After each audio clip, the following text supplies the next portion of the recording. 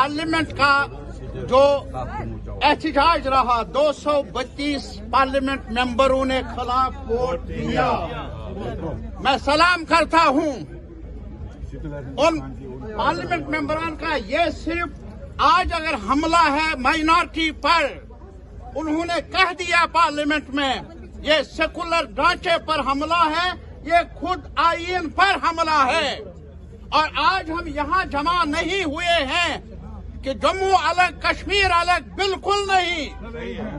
हम जम्मू हमारा है, कश्मीर हम सबका है। और इसीलिए आज ये नहीं कि हम मुसलमान हैं या हिंदू हैं, बल्कि ये कि हम लेजिस्लेटर्स हैं।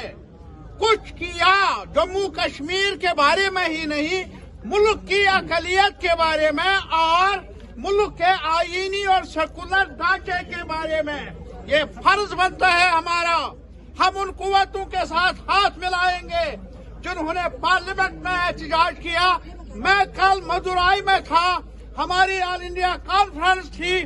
एक साथ मिलकर मशरिक, मगरिब, जनूब, शुमाल से आए हुए डेलीगेटों ने कहा ये बिल हमला है सेकुलरिज्म पर। ये बिल जो पास एक्ट बना, ये सेकुलर रिवायात पर बड़ा दबा है। मैं जम्मू के दोस्तों से अपील कर लूंगा, बीजेपी वाले कुछ भी रंग दे, ये सवाल है हमारे फ्यूचर का।